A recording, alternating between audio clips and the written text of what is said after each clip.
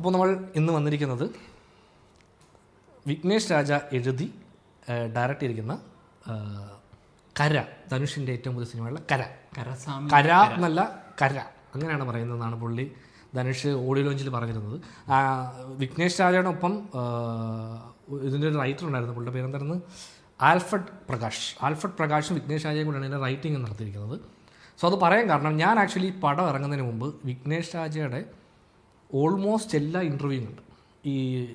പിന്നെ അതുപോലെ തന്നെ പുള്ളി മറ്റേ ഒരു യൂട്യൂബ് ചാനൽ, ഒരു തമിഴ് യൂട്യൂബ് ചാനലുണ്ട്, എന്തായിരുന്നു പേര്, മാധവൻ എന്തായിരുന്നു, അങ്ങനെ ഒരു, സോറി ഞാനത് ഞാനിവിടെ മെൻഷൻ ചെയ്യാം, സോ നമ്മളിവിടെ കാണിക്കാം. ആ പുള്ളിയുടെ വീഡിയോയിൽ ഒരു സ്ക്രിപ്റ്റ് റൈറ്റിങ്ങിൻ്റെ പറ്റി പുള്ളി ഒരു സെഷൻ എടുക്കുന്ന ഒരു വീഡിയോ ഉണ്ട്. അപ്പോൾ ഞാനിതെല്ലാം ഇരുന്ന് കണ്ട് എനിക്ക് പുള്ളിയുടെ പോർത്തൊഴിൽ ഭയങ്കര കാര്യം, പോർത്തൊഴിലിൻ്റെ ട്രെയിലർ ഇറങ്ങിയ സമയത്ത് ഞാൻ ആ ട്രെയിലർ കാണാനെടുത്തിട്ട് എന്ത് ചെയ്യുന്നു വെച്ച് കഴിഞ്ഞാൽ തുടങ്ങാൻ കണ്ടപ്പോഴേ ഇത് ഏറ്റവും അനദർ ത്രില്ലർ പടം എന്ന് പറഞ്ഞിട്ട് ഞാനത് കണ്ടില്ല. ഞാൻ കാണാതെ അപ്പം തന്നെ എനിക്ക് മടുത്തിൽ ഞാൻ നിർത്തി. കാരണം അത് നമ്മളതിന് അറ്റൻഷൻ കൊടുക്കുന്നില്ല. കാര്യം ഇതൊരു നമ്മൾ പറയുന്ന പോലെ പരിപ്പുവട ത്രില്ലർ പടമായിരിക്കും എന്ന് വിചാരിച്ച് ഞാൻ ആ ട്രെയിലർ മാറ്റി വെച്ചു. സിനിമ റിലീസാകുന്നതിൻ്റെ തലേ ദിവസം യൂട്യൂബ് ചാനൽ ഇങ്ങനെ സ്ഥിരം കണ്ടുകൊണ്ടിരിക്കുന്നുണ്ട്. ഈ പോർത്തൊഴിലിൻ്റെ ഒരു പ്രിവ്യൂ ഷോ നടത്തിയിട്ട് അതിൻ്റെ റെസ്പോൺസ് ഇങ്ങനെ തിയേറ്ററിൽ ഇങ്ങനെ യൂട്യൂബിൽ കണ്ടുകൊണ്ടിരിക്കുക. അത് കണ്ടപ്പോൾ ഒരുപാട് പേര് ഭയങ്കര റെസ്പോൺസൊക്കെ പറഞ്ഞു. അപ്പോൾ ഞാൻ കണ്ടപ്പോൾ ഈ പടം നാളെയാണോ റിലീസ് എന്ന് പറഞ്ഞാൽ ഞാൻ ചുമ്മാ അതിൻ്റെ ട്രെയിലർ ഒന്ന് കണ്ടു നോക്കാനെന്ന് പറഞ്ഞ് ട്രെയിലർ എടുത്ത് വെച്ച് കണ്ടു നോക്കിയപ്പോൾ എനിക്ക് ഇത് അതിനകത്ത് എന്തോ ഒരു പരിപാടി ഉണ്ടല്ലോ, നമ്മൾ കണ്ട സ്ഥിരം ആ പാറ്റേണുള്ള പടമാണ്, സൈക്കോ കില്ലർ പരിപാടിയാണെങ്കിലും എന്തോ ഒരു രസമുണ്ട് അതിനകത്തെന്ന് തോന്നി. ഫസ്റ്റ് ഡേ ഫസ്റ്റ് ഷോ ഞങ്ങൾ തിയേറ്ററിൽ പോയി പടം കണ്ടിരുന്നു. ഏത് പോർത്തൊഴിൽ. ഞങ്ങൾ പോയപ്പോൾ എനിക്ക് തോന്നുന്നു ഷോ നടക്കാനുള്ള ആളെ ഉണ്ടായിരുന്നുള്ളൂ തിയേറ്ററിൽ. ഷോ നടന്നു, പടം കണ്ടു, പടം നല്ല പടം, പണിയറിയാവുന്ന ആളാണെന്ന് മനസ്സിലായി. അതായത് ആക്ച്വലി നമ്മുടെ രാക്ഷസന് ശേഷം ഒരുപാട് ത്രില്ലർപ്പടം വന്നിട്ടുണ്ട്. അതെ, നമുക്ക് സ്ഥിരം ആ സാധനമാണെങ്കിലും അതെ ഒരു ഐഡന്റിറ്റി ഉണ്ട്. അതായത് ഈ പടത്തിന് ഒരു ഐഡന്റിറ്റി ഉണ്ട്, കൊടുക്കാൻ പുള്ളിക്ക് സാധിച്ചിട്ടുണ്ട്. അതായത് രാക്ഷസന് ശേഷം ഒരുപാട് ത്രില്ലർ പടങ്ങൾ വന്നു. ഏതാ ഈ സൈക്കോ കില്ലർ വരുന്നു, ഒരു സീരിയസ് ഓഫ് മർഡർ നടത്തുന്നു, ഒരു പോലീസ് അന്വേഷിക്കുന്നു. ഇത് ഒരു ജനറിക് ഇതായി മാറി. അപ്പോൾ രാക്ഷസനാണ് അതിൻ്റെ ബെഞ്ച് മാർക്ക്. ആ രാക്ഷസന് ശേഷം നല്ലൊരു ഇമ്പാക്റ്റ് നൽകിയ കുറേ നല്ല സീനുകളുള്ള ഒരു സിനിമയായിരുന്നു പോർത്തൊഴിൽ. സോ അതുകൊണ്ട് തന്നെ ഈ കരയുടെ ഇനിഷ്യൽ അനൗൺസ്മെൻറ്റ് വന്ന പോലെ വിഘ്നേഷ് രാജ എന്തായിരിക്കും പുതിയത് ചെയ്യാൻ പോകുന്നൊരു അറിയില്ല എന്താണ് പരിപാടിയെന്ന്. കരയുടെ ഫസ്റ്റ് ലുക്ക് വരുമ്പോഴും അതിൻ്റെ ടീസർ വന്നപ്പോഴും എനിക്ക് പ്രത്യേകിച്ച് വലിയ ഇൻട്രസ്റ്റ് ഒന്നുമില്ല. കാര്യം നമുക്ക് എന്താണ് പരിപാടിയെന്ന് അറിയില്ലല്ലോ. അതിന് ശേഷമാണ് ഞാൻ ഇയാളുടെ വേറെ ലൈനിൽ പോകുന്നൊരു പടം. അതെ, അപ്പോൾ ഞാനതിൻ്റെ കുറച്ച് ഇൻ്റർവ്യൂസ് ഒക്കെ കണ്ടു തുടങ്ങിയപ്പോഴാണ് ഇതൊരു ഹൈസ്റ്റ് ഫിലിമാണ്. അതായത് നമ്മൾ ഈ ഇംഗ്ലീഷ് പടത്തിലേക്ക് കാണുന്ന പോലെ ഒരു ഹൈസ്റ്റ് ഫിലിമിനെ നമ്മൾ ഭയങ്കര ലോക്കലി കൊണ്ട് പ്ലേസ് ചെയ്യുന്നു എന്നുള്ളൊരു സംഭവം കേട്ടപ്പോൾ എനിക്ക് കുറച്ച് ഇൻട്രസ്റ്റ് ആയി. അതെങ്ങനെയായിരിക്കും ഇവർ ചെയ്യാൻ ഉദ്ദേശിക്കുന്നത്. പിന്നെ പടത്തിൻ്റെ ട്രെയിലർ വന്നപ്പോൾ എനിക്ക് ഭയങ്കരമായിട്ട് വർക്കായി. ട്രെയിലർ നല്ലതായിട്ട് ഇഷ്ടപ്പെട്ടു. അതുകൊണ്ട് തന്നെ ഞാനിത് FD കാണാൻ തീരുമാനിച്ചു. രാവിലെ 10:30 ഷോ കാണാൻ ഞാൻ തിയേറ്ററിൽ ചെന്നു. ഷോ നടക്കാനുള്ള ആൾക്കാരെ ഉണ്ടായിരുന്നു. എനിക്ക് പടം ഭയങ്കരമായിട്ട് വർക്കായി. ഞാൻ പടം കണ്ട് ഹൈ ആയി. എൻ്റെ അനിയൻ ആക്ച്വലി ഒരു ചെറിയ സ്ക്രിപ്റ്റ് ഇപ്പം വർക്ക് ചെയ്തുകൊണ്ടിരിക്കുകയാണ്. അതെനിക്ക് വായിക്കാൻ തന്നപ്പം ആക്ച്വലി എനിക്കത് വായിച്ചപ്പോൾ എനിക്ക് അത്ര വർക്കായില്ല. അപ്പോൾ ഞാൻ ഈ പടം കണ്ടുകൊണ്ടിരുന്നപ്പോൾ ഇവനോട് ഇങ്ങനെ പറഞ്ഞു, ഈ സീനൊക്കെ കണ്ടോ, ഈ സീനിനകത്തൊക്കെ ഇത് എഴുതിയിരിക്കുന്നുണ്ട്, ഇതിൻ്റെ സ്ട്രക്ചർ കണ്ടോ, നീ ഭയങ്കര ഇൻട്രസ്റ്റിംഗ് അല്ലേ എന്നൊക്കെ പറഞ്ഞ് ഭയങ്കര ഇതൊക്കെ എടുത്ത് ക്ലാസ്സൊക്കെ എടുത്ത്. അനിയനെ അറിയാത്തവർക്ക് നമ്മൾ മൂന്നാമതൊരാൾ സ്ഥിരീകരിക്കുന്ന ഒരാളുണ്ട്, പുള്ളിയാണ് എൻ്റെ ബ്രദർ. അപ്പോൾ ആക്ച്വലി ഞാനും ഈ പടം ഇത് കണ്ടപ്പോൾ അവനും പടം വർക്കായി. അപ്പോൾ ഇങ്ങനെ ഇതെല്ലാം പറഞ്ഞു കൊടുത്ത് ഞങ്ങളിങ്ങനെ തിരിച്ച് വീട്ടിലെത്തിയിട്ട് ഞാൻ എന്താണ് മറ്റുള്ളവർ ഈ പടത്തെപ്പറ്റി അറിയുന്നതാണ് ഭയങ്കര ക്യൂരിയോസിറ്റി. കാര്യം ഞാൻ അപ്പം തന്നെ ഫോൺ വിളിച്ച് പുള്ളിയോട് പറയുന്നു, എൻ്റെ ഫ്രണ്ട്സിനോടൊക്കെ പറഞ്ഞാൽ ഗംഭീര പടം, മിസ് ചെയ്യരുത്, അടിപൊളിയാണെന്നൊക്കെ പറഞ്ഞിട്ട് ഞാൻ വന്ന് റിവ്യൂസ് എടുത്ത് നോക്കിയപ്പോഴത്തേക്കും നേരെ ഉൾട്ട. അതായത് കൂറപ്പടം എന്നൊക്കെ കരയണോ, അത് കൂറപ്പടം എന്നൊക്കെ പറഞ്ഞു. അപ്പം ഞാൻ ഇത് ഞാൻ കണ്ട പടമല്ലേ ഇവർ കണ്ടത് എന്നുള്ള തോന്നൽ എനിക്ക് ഭയങ്കരമായിട്ട് തോന്നി. അപ്പോൾ എന്താണെന്ന് എനിക്ക് മനസ്സിലായില്ല. ബേസിക്കലി അങ്ങനെയാണല്ലോ, ഇപ്പം നമുക്കൊരു സിനിമ കാണുമ്പോൾ ചിലപ്പം എല്ലാവർക്കും വർക്കാവാതിരിക്കാം, അത് കോമൺ സംഭവമാണ്. അപ്പോൾ അതിനകത്ത് തെറ്റു ശരിയൊന്നുമില്ല. അപ്പോൾ എനിക്ക് പക്ഷേ പടം ഭയങ്കരമായിട്ട് വർക്കായി. ഞാനത് കഴിഞ്ഞിട്ട് ഇരുന്ന് എല്ലാവരുടെ റിവ്യൂ ഉണ്ട്, ആരാണ് ഈ പടത്തെപ്പറ്റി പോസിറ്റീവ് പറയുന്നത്, ഒരാൾ പോലും ഇല്ലേട് എന്ന് നോക്കിയപ്പം എല്ലാവരും പറയുന്നത്, മെജോറിറ്റി ആൾക്കാരുടെ റിവ്യൂവിൽ ഒരു പടം, അത്രേ ഉള്ളൂ, ഒരു പടം എന്നുള്ളതില്ല. പിന്നെ അവർക്ക് എല്ലാവർക്കും ഭയങ്കരമായിട്ട് വർക്കാവാതെ പോകുന്ന അല്ലെങ്കിൽ ഇഷ്ടപ്പെടാത്തൊരു എലമെൻ്റ് എന്ന് പറഞ്ഞാൽ ഈ ഇമോഷണൽ പാസം എലമെൻറ്റുകൾ ആർക്കും വർക്കല്ല. അപ്പോൾ എനിക്കും ബേസിക്കലി ആ സീൻ കാണുമ്പോൾ ഗംഭീര സീൻ എന്നുള്ള ലൈനല്ല, എനിക്കത് പാസബിളാണ്. ബിക്കോസ് എന്നെ അത് ബാധിക്കുന്നില്ല. കാര്യം ഞാൻ പടത്തിൻ്റെ ഈ ഹൈസ്റ്റ് എലമെൻറ്റിലേക്ക് വരാൻ വേണ്ടിയുള്ള തയ്യാറെടുപ്പില്ല, ഞാൻ പ്രിപ്പയർഡ് ആവുക. ആ സീൻ എത്തുമ്പോൾ എനിക്ക് പടം ആവും. അതുവരെ എനിക്ക് കുഴപ്പമില്ല. അച്ഛൻ മകനെ പരിപാടിയൊക്കെ നമ്മൾ ഒരുപാട് പടത്തിൽ കണ്ടു. ഈ ഹൈസ്റ്റ് സിനിമയാണെന്ന് അറിയാത്തൊരു ഓഡിയൻസിനെ സംബന്ധിച്ച് കുറച്ചധികം എൻഡ്യൂർ ചെയ്യേണ്ട ഒരു പീരീഡ് ആയിരിക്കും ആ ഒരു ഇനിഷ്യൽ. അതെ അതെ. അവർക്ക് അറിയത്തില്ല ഇത് ഷിഫ്റ്റ് ഉണ്ട്. അതായത് പടം തുടങ്ങുമ്പോൾ ഒരു കള്ളനാണെന്ന നായകൻ പോലീസ് പിടിക്കുന്നു, ലാസ്റ്റ് മോഷൻ. അത് കഴിഞ്ഞതിന് ശേഷം കാണുന്ന സീക്വൻസ് കാണുമ്പോൾ ഇതൊരു ഭയങ്കര ഡ്രാമയിലേക്ക് പോകുന്ന പടമാണോ? അതായത് നായകന് പൈസയില്ല, അത് പൈസ ഉണ്ടാക്കാൻ വേണ്ടി നാട്ടിലെ സ്ഥലം വിൽക്കാൻ നാട്ടിൽ വരുമ്പോൾ അച്ഛന് വിഷമം, അച്ഛൻ ആ സ്ഥലം ബാങ്കിൽ പണയം വെച്ച് ട്രാക്ടർ വാങ്ങിച്ചു, ട്രാക്ടർ ഓടുന്നില്ല, പൈസ ഇല്ല, അവിടെയും ദരിദ്രം. അപ്പം നമ്മളിത് കാണുന്നതിനകത്ത് കുറച്ച് അല്ലെങ്കിൽ ഒരു 1.25 മണിക്കൂറോളം അവരുടെ ഫാമിലി സെൻറ്റിമെൻ്റൽ സീനുകളിലേക്കൊക്കെ പോകുമ്പോൾ ആൾക്കാർക്ക് ഭയങ്കരമായിട്ട് മടുക്കും. 100% പറയുന്നത് അത് ആൾക്കാർക്ക് ഭയങ്കരമായിട്ട് ബോറടിച്ചു തുടങ്ങി. ആ സാധനങ്ങൾ ഇനി വർക്കാവാൻ കുറച്ചധികം പാടാണ്. അവരത് എത്ര നന്നായിട്ട് എടുത്തിട്ടുണ്ട്, എത്ര നന്നായിട്ട് അഭിനയിച്ചിട്ടുണ്ടെന്ന് പറഞ്ഞാലും അത് കുറച്ച് പാടായിരുന്നു. അതായത് ഇമോഷൻ നമ്മൾ ഒരുപാട് നമ്മുടെ ഇടയ്ക്ക് ഒരു പറയുന്നുണ്ട്, അതായത് ഇമോഷണൽ സീനുകൾ ഇന്ന് ഓഡിയൻസിന് തിയേറ്ററിൽ നിന്ന് കണ്ടുകൊണ്ടിരിക്കാൻ ഭയങ്കര ബുദ്ധിമുട്ടുണ്ട്. പക്ഷേ ഇപ്പം നമ്മളിത് പറയുമ്പോൾ നമ്മളോട് ഈ ഡ്രാമ പൊതുവെ, അതായത് ഡ്രാമ എന്ന് പറഞ്ഞാൽ ഒരു ഇമോഷൻ എടുത്ത് നമ്മൾ അതിനെ എക്സ്റ്റെൻഡ് ചെയ്യുക, അതിനെയാണ് ഡ്രാമ എന്ന് പറയുന്നത്. അത് അത്രയും കാണിക്കേണ്ട കാര്യമുണ്ടെന്ന് വെച്ചാൽ അത് കാണിക്കേണ്ട കാര്യം ഉണ്ടാവുന്നതിനാണ് ആ ജോണർ തന്നെ. നമ്മളൊരു സന്തോഷം എന്താണല്ലോ നമ്മൾ. അപ്പോൾ നമ്മൾ ഈ പറഞ്ഞ ഇമോഷണലിന്റെ കാര്യം പറഞ്ഞപ്പോഴേ ഈ ഇമോഷണൽ സാധനം വർക്കാവില്ല നമുക്ക് കംപ്ലീറ്റ് പറയാൻ പറ്റത്തില്ല. നമുക്ക് വാഴ ഇവിടെ ഏറ്റവും കൂടുതൽ വർക്കായത്, ഞാനത് അതിന്റെ എക്സാമ്പിൾ പറയാം. അതായത് വാഴ നമ്മൾ എൻഡ് ചെയ്യുന്നത് ഇമോഷനിലാണ്. അത് എനിക്ക് തോന്നുന്നു അതിന്റെ പോയിന്റും ഒക്കെ ഡിഫറൻസ് വരുത്തണം, സ്ക്രിപ്റ്റിൽ വേരിയേഷൻ വരുത്തി ഈ ഡ്രാമയൊക്കെ വർക്കാവുന്നു. അതെ. അപ്പോൾ ഇവിടെ എന്ന് പറയുമ്പോഴത്തേക്ക് ഈ സിനിമയിൽ ഒരുപാട് സമയം ഇവര് ഈ നാട്ടിലെ അവരുടെ പ്രശ്നങ്ങളിലൊക്കെ നിന്ന് അച്ഛൻ മകൻ, എനിക്ക് തോന്നുന്നു പുള്ളിയുടെ ഇനിഷ്യൽ ഐഡിയ ഹേസ്റ്റുമായിട്ട് മുമ്പോട്ട് പോയാൽ മതിയായിരുന്നു. ഇപ്പം എനിക്ക് തോന്നുന്നു ഇപ്പം നായകന്റെ കൂടെ ഓഡിയൻസ് നിൽക്കാൻ നായകന്റെ അവസ്ഥ ഒരു അതിനൊരു റീസൺ ഉണ്ട്. ഇന്റർവ്യൂകളിൽ പ്രത്യേകം പറഞ്ഞിട്ടുണ്ട്. ഈ പടത്തിന്റെ ലൈൻ ധനുഷോട് പറഞ്ഞപ്പോൾ ധനുഷ് പറഞ്ഞത് ഈ ക്യാരക്ടർ ഭയങ്കര ഡാർക്കായിരുന്നു, ഭയങ്കര ഡാർക്ക് സോണിൽ. അപ്പം അയാൾ പറഞ്ഞു എനിക്ക് ഇത്രയും ഡാർക്ക് സോണിൽ ഈ ക്യാരക്ടറിനെ കൊണ്ടുപോകണ്ട, ക്യാരക്ടറിനെ കുറച്ചുകൂടെ ഗ്രേ ഷെയ്ഡിലേക്ക് മാറണം എന്നതായിരുന്നു ധനുഷിന്റെ ഒരൊറ്റ.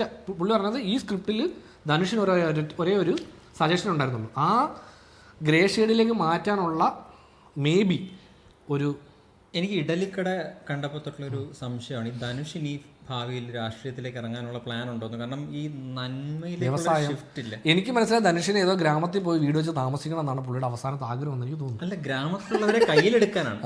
അവരുടെ ഏറ്റവും ക്ലോസസ്റ്റ് ഇമോഷൻ എന്ന് പറയുന്നത് നമ്മുടെ ഗ്രാമം, വ്യവസായം, എൻ്റെ ഗ്രാമം, എൻ്റെ ഗ്രാമത്തിൽ എൻ്റെ മറ്റേ പൂർവ്വതലമുറ ഉറങ്ങുന്ന ഈ സെന്റിമെന്റ്സ് ഒക്കെ ഇല്ലേ, ഇത് പടത്തിന് ആവശ്യം ഉണ്ടെങ്കിലും ഇല്ലെങ്കിലും പടത്തിൽ അത് ഉണ്ടാവും. ഇപ്പൊ ഇഡലിക്കട 2.0 പോലെയാണ് ഇതിൻ്റെ അകത്ത് ഇമോഷണൽ സീൻസിന്റെ ഒരു അറേഞ്ച്മെന്റ്. അതെ അതെ, അത് നമ്മൾ കാണുമ്പോഴും ഭയങ്കര സിമിലാരിറ്റിയാണ്.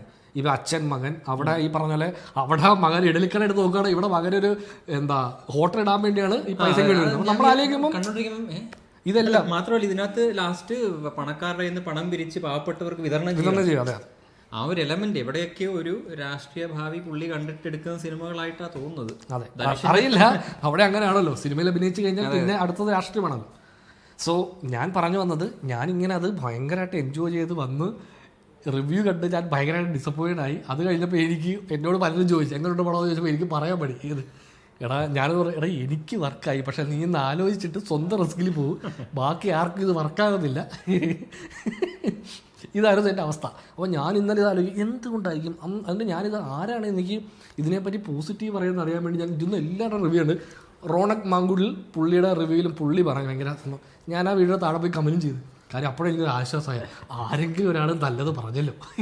ഞാൻ പൊതുവെ ഒരു സിനിമ ഇവനാണ് ആദ്യം കാണുന്നെങ്കിൽ പിന്നെ ഇവൻ്റെ കോൾ ചെയ്യാൻ എടുക്കത്തില്ല, ഇവൻ്റെ വോയിസ് മെസ്സേജ് ചെയ്യാൻ കാണത്തില്ല, എന്തേലും ഒരു സ്പോയിലർ പറഞ്ഞിരിക്കും.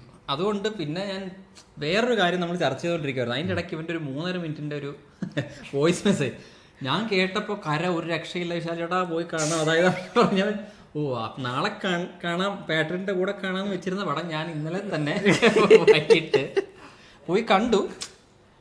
എൻ്റെ അവസ്ഥ എന്ന് പറഞ്ഞാൽ ഈ പറയുന്ന പോലെ ഇവൻ്റെ എക്സൈറ്റ്മെന്റ് എനിക്ക് റീക്രിയേറ്റ് ചെയ്യാൻ പറ്റിയില്ല.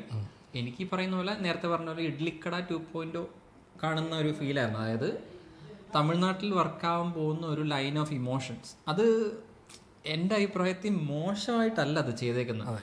ആ പടത്തിലെ പോലെ തന്നെ വളരെ സ്ട്രോങ് ഒരു ഫാദർ ഫിഗറും നന്നായിട്ട് അഭിനയിച്ചിട്ടുണ്ട് പുള്ളി. ആ പടത്തിലെ പോയെന്ന് പറയുമ്പോഴത്തേക്കും ബേസിക്കലി ഇഡലിക്കട ഇവിടെ റോസ്റ്റ് വീഡിയോയിലാണ് ഞാൻ പറഞ്ഞത്. അതുകൊണ്ട് ഞാൻ പറഞ്ഞത് എടുത്തു പറഞ്ഞത് മലയാളത്തിൽ വർക്കാവത്തില്ല, ഇവിടെ വർക്കാവാത്തൊരു ഇമോഷണൽ പാലറ്റാണത് ഇത്.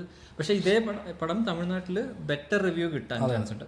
അങ്ങനെയാണല്ലോ നമുക്ക് ഓരോ സ്ഥലത്തും നമ്മളിവിടെ മലയാളത്തിൽ എഴുതുന്ന പല എക്സ്റ്റെൻഡഡ് ഇമോഷണൽ സീൻ ചിലപ്പോൾ പുറത്ത് വിദേശത്തൊക്കെ പോയാൽ ഇത്രയും നേരം ഈ ഇമോഷൻ പറയണമെന്ന് ചോദിക്കും. കാരണം ഈ ഇമോഷണൽ സീനാണ് എപ്പോഴും ഈ ഫാസ്റ്റർ സിറ്റിയിലേക്ക് അത് ഓരോയിടത്തും അതിന് വ്യത്യാസം ഉണ്ടാവും. വ്യത്യാസമുണ്ട്. ഇത് ഈ ഫാസ്റ്റർ ലൈഫ് ആകുമ്പോൾ ഇമോഷൻ കിട്ടാൻ സിറ്റിയിലുള്ളവർ അത് തന്നെ അത് ഇപ്പം ഈ നമ്മളിവിടെ ഒരുപാട് പേർക്ക് ഇമോഷണൽ സീൻ കണ്ടുകൊണ്ടിരിക്കാൻ പറ്റുന്നില്ല എന്ന് പറയുന്ന കാര്യം നമ്മളിപ്പം പോകുന്നതേ നമുക്ക് ഇത്രയും സമയം നമ്മൾ ഈ ഒരു സാധനത്താണ് സ്പെൻഡ് ചെയ്യേണ്ടത്. നിങ്ങൾക്ക് വിഷമമാണ്, അതായത് അച്ഛൻ മരിച്ചു പോകുന്ന അച്ഛൻ്റെ ആ വിഷമം നിങ്ങൾക്ക് ഉണ്ടെന്ന് പറഞ്ഞാൽ ഓക്കെ, ആൾക്കാർ മതി അടുത്ത സീനിലേക്ക് മരിച്ചു, അച്ഛന് വിഷമം മനസ്സിലായി, അടുത്ത സീൻ ആ സാധനമാണ്. അതെ, അപ്പം അതുകൊണ്ട് ഇവരിങ്ങനെ കരയിക്കാനും ബുദ്ധിമുട്ടാകാനും ശ്രമിക്കുന്നുണ്ട്. ബട്ട് എനിക്ക് ആ സീനുകളിൽ ഉള്ളൊരു മേജർ ഇഷ്യൂ ഉണ്ട് ത്രോട്ട് പടത്തിലുള്ള ഇഷ്യൂ എന്ന് പറഞ്ഞാൽ ഡയലോഗ്സിന് ഈ ജനറിക് ഡയലോഗ് റൈറ്റിങ്ങിന് മേലെ പോകാൻ സാധിച്ചിട്ടില്ല. സീൻ ഓക്കെ, സീൻ എനിക്ക് വലിയ ഇഷ്യൂ തോന്നില്ല. എനിക്ക് ഒരു സാധനം എന്ന് പറഞ്ഞാൽ മറ്റേ ധനുഷും അച്ഛനും തമ്മിലുള്ള രണ്ടുപേരുടെയും പോയിന്റ് ഓഫ് വ്യൂ കറക്റ്റാണ്. ധനുഷും പറയുവാണ് ഞാൻ രക്ഷപ്പെടണ്ടേ, അതിന് ഈ സ്ഥലം വിറ്റാ പോരെ എന്ന് പറയുന്നത്. അച്ഛൻ തിരിച്ചു ചോദിക്കുന്നത് ഞാൻ ഈ വിറ്റിട്ട് ഞാൻ എന്ത് ചെയ്യുമെന്ന് ചിന്തിച്ചോ. ആ സംഭവങ്ങളൊക്കെ ഓക്കെയാണ്, ബട്ട് അതിന് ആ സീനെ ലിഫ്റ്റ് ചെയ്യത്തക്കൊരു റൈറ്റിംഗ് ഉണ്ടായിട്ടില്ല അതിനകത്ത്. ബട്ട് ആ സീൻ ഓക്കെ ആയിരുന്നു എനിക്ക്. അങ്ങനെ ഒരു ഇമോഷണൽ സീൻ വന്നത് എനിക്ക്. പിന്നെ ഈ പറയുന്ന പോലെ തന്നെ ഈ ഇമോഷണൽ സീനിന്റെ ലെങ്ത് അത്രയും വേണ്ടായിരുന്നു. എനിക്ക് കാര്യങ്ങളൊക്കെ അതെ അതോടെ അത് കുറച്ചുകൂടെ കുറഞ്ഞു. അതായത് സംഭവം വെച്ചാൽ നമ്മൾ പടം ഓപ്പൺ ചെയ്യുന്ന സീൻ കാണുമ്പോൾ നമുക്കൊരു രസമുണ്ട്. അതായത് പടം ഓപ്പൺ ചെയ്യുന്നതിന് ധനുഷിനെ ഷൂട്ട് ചെയ്ത, അതായത് അവർ പുള്ളിയുടെ അവസാനത്തെ മോഷണവും പുള്ളിയുടെ കൂടെയുള്ള ആളുടെ ആദ്യത്തെ മോഷണം, അതൊക്കെ നല്ല പരിപാടിയാണ്. ആ സീനിനകത്തൊരു ശ്രദ്ധിച്ചോ, ഇവർ പുറത്തിറങ്ങി വരുമ്പോൾ ഈ ഇടിമിന്നടിക്കുമ്പോൾ മറ്റേ നിൽക്കുന്ന ആൾക്കാർ മറ്റേ അരുവ കത്തി ഇതിന്റെ എല്ലാം കൂടെ ഒരു ലൈറ്റ്, അതായത് വിഷ്വൽ സ്റ്റോറി ടെല്ലിങ്ങിന് കുറച്ച് പ്രാധാന്യം. പിന്നെ നല്ല പരിപാടികളുണ്ട്. അപ്പോൾ ആ ഫസ്റ്റ് സീക്വൻസ് കണ്ട് അതിൽ പുള്ളി പിടിക്കപ്പെട്ടു, സുരാജേട്ടൻ്റെ ക്യാരക്ടർ ഇന്നാവുന്നു, ആ ക്യാരക്ടറിനെടുത്തുനിന്ന് നമ്മുടെ ധനുഷിൻ്റെ ക്യാരക്ടർ രക്ഷപ്പെടുന്നു. ഈ സീൻ കണ്ടു കഴിയുമ്പോൾ തന്നെ നമുക്ക് ഓക്കെ, അത് രസമുണ്ടല്ലോ, ഇനി എങ്ങോട്ടാ പടം പോകുന്നത് കാണാതിരിക്കുമ്പോഴാണ് പിന്നീട് പോകുന്ന റൂട്ട് ഒരു 1/4 മണിക്കൂറോളം നമ്മൾ ഈ ഇതിലേക്ക് പോയിട്ട് പിന്നെയാണ് എനിക്ക് അവിടെയൊക്കെ തോന്നുന്നു നമ്മളിപ്പം മലയാളത്തിലൊക്കെ ഒരുപാട് കണ്ടുവരുന്ന ഈ സീൻ ടു ഈ സീൻ ജമ്പ് ചെയ്യണമെങ്കിൽ ഇടയ്ക്ക് ഒരു കുറച്ച് കാര്യങ്ങൾ നമ്മൾ പറയണം. എക്സ്പോസിഷൻ, ഈ എക്സ്പോസിഷൻ വളരെ സ്മൂത്തായിട്ട് ആ ജമ്പിൻ്റെ അങ്ങനെ കുറച്ച് ഫിൽം മേക്കിംഗ് ടെക്നിക്ക് കുറച്ചധികം കുറെ അഡ്വാൻസ്ഡ് പരിപാടിയിൽ കണ്ടതുകൊണ്ട് തന്നെ കുറച്ച് പഴയ ഫിൽം മേക്കിംഗ് ഒരു ഇച്ചിരി അതാ പറഞ്ഞത്. ഇപ്പം ഇതിൻ്റെ ഈ സ്ട്രക്ചർ ആണെങ്കിൽ നമ്മൾ എടുത്തു കഴിഞ്ഞാൽ ഭയങ്കര ഓൾഡ് സ്കൂൾ, അതായത് ഭയങ്കര ഓൾഡ് സ്കൂൾ സ്ട്രക്ചറാണ്. പക്ഷെ പേഴ്സണലി എനിക്കത് കുറച്ച് ഇഷ്ടമുള്ളതുകൊണ്ടാണ് ഞാൻ ഈ ഹീറോസ് ജേണി പോലാണ് ഇതിൻ്റെ സ്ട്രക്ചർ. അതായത് സ്റ്റോറി സ്ട്രക്ചർ എടുത്താൽ ഒരു ഹീറോസ് ജേണി പോലെ. അതായത് നമ്മൾ സിനിമ തുടങ്ങുമ്പോൾ ഒരിക്കലും നമ്മുടെ നായകനല്ല, നമുക്ക് പ്രോട്ടഗോണിസ്റ്റാണ്. അങ്ങനെയാണ് അതായത് നമ്മളെപ്പോഴും അങ്ങനെയാണ് സംസാരിക്കുന്നത്. പ്രോട്ടഗോണിസ്റ്റ് എന്നാണ് പറയുന്നത്. നായകനാവുന്നത് എപ്പോഴും കഥയുടെ അവസാനമാണ്. പര്യവസാനത്തിലാണ് ഒരാൾ നായകനാവുന്നതും, അല്ലെങ്കിൽ കഥയിലെ ഒരു മിഡ് പോയിന്റിലായിരിക്കും നായകനാവുന്നത്. നായകനായതിനു ശേഷം നായകൻ്റെ കഥകളിലേക്ക് പോകുന്ന പോലെ. അപ്പോൾ യൂഷ്വലി ഈ പടം തുടങ്ങുമ്പോൾ തന്നെ നമ്മൾ കാണുന്ന നമുക്ക് ഒട്ടും തന്നെ അങ്ങനെ ഒരു മോഡലാക്കാൻ പറ്റുന്ന, റോൾ മോഡലാക്കാൻ പറ്റുന്ന, അല്ലെങ്കിൽ നമുക്ക് ഇഷ്ടം തോന്നുന്ന പോലത്തെ ഒരു ക്യാരക്ടറായിട്ടല്ല ധനുഷ് അവതരിപ്പിക്കുന്നത്. പുള്ളി ഒരു ഗ്രേഷ്യൻ്റായിട്ട്, പുള്ളി ഭയങ്കര സെൽഫ് സെൻട്രിക് ആയിട്ട്, പുള്ളിയുടെ ന്യായം പുള്ളിക്ക് മാത്രമേ മനസ്സിലാകത്തുള്ളൂ. അപ്പോൾ അങ്ങനത്തെ ഒരു ക്യാരക്ടറാണ് തുടങ്ങുന്നത്. അപ്പം അങ്ങനെ തുടങ്ങി ആ ക്യാരക്ടറിനെ ഒരു ഹീറോ ആയിട്ട്, പുള്ളി ഹീറോ ആവുന്ന അവസാനമാണ്. പുള്ളി മോഷ്ടിക്കാൻ പോകുമ്പോഴും പുള്ളി ഹീറോ അല്ല, പുള്ളി അപ്പോഴും പുള്ളി സെൽഫിഷാണ്. പക്ഷേ ഒരു കാര്യമുണ്ട്, ഒരു ഹീറോയിക് കള്ളനായിട്ടല്ല പ്രസന്റ്. അല്ലല്ല, അങ്ങനെയൊന്നുമല്ല. അതായത് അന്നത്തെ അതായത് പുള്ളി പണ്ട് മുതൽ പുള്ളി മോഷ്ടിച്ചിട്ടുണ്ട്. അപ്പോൾ നമ്മളോട് ആദ്യം മുതൽ പുള്ളിയുടെ പഴയ ഫ്ലാഷ് ബാക്ക് ഒന്നും പറയാതില്ല, എന്തുകൊണ്ട് ഞാൻ എങ്ങനെ കള്ളനായി, ഇതൊന്നുമില്ല. പുള്ളി മോഷ്ടിച്ചു, ഞാൻ മോഷ്ടിക്കുന്നു, എനിക്ക് മോഷ്ടിക്കാൻ ഇഷ്ടമാണെന്ന് പറഞ്ഞാൽ പുള്ളി മോഷ്ടിക്കുന്നു എന്ന് പറയുന്ന രീതിയാണ്. അതേപോലെ തന്നെ പുള്ളിക്കാരൻ ആക്ച്വലി ഫസ്റ്റ് ഈ മോഷണങ്ങൾ നടത്തുമ്പോഴും പുള്ളി ചെയ്യുന്ന ടെക്നിക്സ് എന്നൊക്കെ പറഞ്ഞാൽ അന്നത്തെ, അതായത് ആ ടൈം പീരീഡിൽ ഇവർക്ക് ഏറ്റവും ഒരു നാട്ടിൻപുറത്തെ കള്ളൻ എങ്ങനെയായിരിക്കും മോഷ്ടിക്കാൻ പോകുന്നുള്ള ലൈൻ. അപ്പോൾ അയാൾ ഒരുപാട് ഈ ടൈം പീരീഡ്, അതായത് നമ്മുടെ 90s നടക്കുന്നത് ഒരുപാട് സംഗതികൾ നടക്കുമ്പോൾ ഇതിന് ഇങ്ങനെ ചെയ്താൽ പോരെ എന്ന് കൗണ്ടർ തോന്നും. അതൊരു റീസൺ ആണെന്ന് തോന്നുന്നു ഒരുപാട് പേർക്ക് കണക്ട് ചെയ്യാൻ പറ്റാത്തത്. ഈ ടൈം ഫ്രെയിം നമ്മളിങ്ങനെ ഫോൺ വിളിച്ച് അത് ചെയ്താൽ പോരെ, അങ്ങനെയുള്ള കുറേ ഡൗട്ട്സ് വരും. പക്ഷെ ഇതൊക്കെ അവർ കൗണ്ടർ ചെയ്യുന്ന ഈ ടൈം ഫ്രെയിം ഇത് വെച്ചിട്ട്. അതെ, അവർ ഓൾറെഡി അത് വ്യക്തമായിട്ട് അവരത് എസ്റ്റാബ്ലിഷ് ചെയ്തിട്ടുണ്ട്. ഇത് ഏത് ടൈമിലാണ് നടക്കുന്നത്. ഇപ്പം ഡീസലിൻ്റെ ഇത് ലഭ്യത കുറവുണ്ട് അങ്ങനെ പറയാം. അപ്പം അതുകൊണ്ടാണ് ട്രാക്ടറുകളൊന്നും ഓടാതെ ഇതായിപ്പോയി. അതിൻ്റെ പടത്തിന് ഏറ്റവും വലിയ പോസിറ്റീവായിട്ട് തോന്നി ഈ ടൈമർ സെറ്റ് യുദ്ധം. ഇതിന്റെ ബാക്ക്ഗ്രൗണ്ടിൽ പല കാര്യങ്ങളും കഥയ്ക്ക് സഹായകരമായ കുറെ കാര്യങ്ങൾ ചെയ്യുന്നു. ആ ഒരു ന്യൂസ് വരുമ്പോഴത്തേക്ക് ഇവർ പോയി കാണുന്നത്, പിന്നെ ആ ഒരു സാധനം മറ്റേ ദൂരദർശന്റെ മ്യൂസിക് വെച്ചുള്ള, അതായത് ദൂരദർശന്റെ മ്യൂസിക്കിലാണ് ഇവരുടെ ഫസ്റ്റ് ഹൈസ്റ്റിന്റെ ബാക്ക്ഗ്രൗണ്ട് സ്കോർ അത് സ്റ്റാർട്ട് ചെയ്യുന്നതൊക്കെ. അങ്ങനെ കുറച്ച്, അതായത് എന്താ പറയുക, അത് ടെക്നിക്കലിയും അതിനകത്ത് കുറച്ചധികം പണിയെടുത്തിട്ടുള്ള ഒരു കാണുമ്പോൾ അല്ലെങ്കിൽ അതിപ്പം ഞാനൊരു ഫിലിം മേക്കർ ആവാൻ ആഗ്രഹിക്കുന്നതുകൊണ്ട് തന്നെ എനിക്ക് ഇത് കണ്ടുകൊണ്ടിരിക്കുമ്പോൾ ഭയങ്കര ഹൈ കിട്ടുന്ന കുറച്ചധികം മൊമെൻറ്റുകൾ പടത്തിലുണ്ടായിരുന്നു. അപ്പോൾ അതുകൊണ്ട് തന്നെ ഞാൻ ആ ഇന്നായി കഴിഞ്ഞപ്പോൾ പിന്നെ എനിക്ക് ഒന്നുമില്ല, പിന്നെ എനിക്ക് പ്രശ്നങ്ങളില്ല, പിന്നെ ഞാൻ ഈ പടം അങ്ങോട്ട് എൻജോയ് ചെയ്യുക, പിന്നെ ഞാൻ കാണുന്നതെല്ലാം എനിക്ക് ഭയങ്കര പ്ലസ്സാണ്. അപ്പോൾ അതുകൊണ്ടാണെന്ന് തോന്നുന്നു ഞാൻ ഭയങ്കര, കാരണം ഞാൻ ഒറ്റയ്ക്ക് തിയേറ്ററിൽ നിന്ന് കൈയടിക്കുന്നൊക്കെ ഞാനത് ആദ്യ സംഭവം. അതായത് പടത്തിലൊരു സീക്വൻസിൽ പുള്ളി മോഷ്ടിച്ചിട്ട് പുറത്തിറങ്ങി വരുമ്പോഴത്തേക്കും പുറത്തൊരുത്തൻ ബാങ്കിലേക്ക് പൈസ ഇടാൻ വേണ്ടി വന്ന് ഇപ്പോൾ ഉണ്ട്. അവൻ ഇയാളെ കണ്ടോണ്ടെ പേടിച്ചിട്ട് കയ്യിൽ നിന്ന് ക്യാഷ് ഇങ്ങനെ നീട്ടും. അപ്പോൾ നമ്മുടെ നായകൻ ചെയ്ത് ഇവനെ വിളിച്ച് അകത്ത് കൊണ്ടുപോയിട്ട് ഫോം ഫില്ല് ചെയ്ത് കൊടുത്ത് അത് സ്റ്റാമ്പ് ചെയ്ത് ആ ഇത് റെസിപ്റ്റിന് കൊടുത്തിട്ട് ഈ പൈസ വന്നിട്ട് പറയും ഇത് ഉങ്കപ്പണം തിരുമ്പി ഉങ്ക കിട്ടത്താ ഒരു പുറം എന്ന് പറഞ്ഞ് വെച്ച് പോകണം. അപ്പോൾ എനിക്കത് ഭയങ്കര, നമ്മൾ ആ ഒരു യൂഷ്വൽ ഹൈസ്റ്റ് സീനിൽ കാണാത്ത കുറച്ച് അതിനകത്തൊരു ഭയങ്കര രസം. എനിക്ക് ആ സീനും അതേപോലെ തന്നെ കുറച്ചധികം സീനുകൾ കണ്ടപ്പോൾ എനിക്ക് തോന്നിയത് ആ സീനൊക്കെ ഇനീഷ്യൽ റൈറ്റിങ്ങിന്റെ ഭാഗമാണെന്ന് ജസ്റ്റ് ഒരു സംശയം. പിന്നീട് ഇമോഷൻ കയറിയപ്പം, കാരണം ഈ അച്ഛൻ എന്ന ക്യാരക്ടർ മരിച്ചു കഴിഞ്ഞിട്ട് ഈ ഹൈസ്റ്റിലേക്ക് ഷിഫ്റ്റ് ചെയ്യുമ്പോൾ ഇവരുടെയൊക്കെ ഇമോഷൻ പെട്ടെന്ന് ഇങ്ങനെ ടോണൽ ഷിഫ്റ്റ് വരും. അതിനകത്ത് കുറച്ച് ഫൺ വരും. എനിക്ക് തോന്നിയത് ഈ അതായത് ആക്ച്വലി അച്ഛൻ മരിച്ച് അച്ഛനെ മോർച്ചറിൽ വെച്ചിരിക്കുക, 7 ദിവസത്തേക്ക് അവിടെ മെയിൻറ്റെയിൻ ചെയ്യാൻ പറ്റും. ആ 7 ദിവസത്തിനുള്ളിൽ പൈസ കൊണ്ടുവന്ന് സാധനം എടുക്കണം. അപ്പോൾ അങ്ങനെ ഒരു ടൈം ഫ്രെയിമിലാണ് കഥ പറയുന്നത്.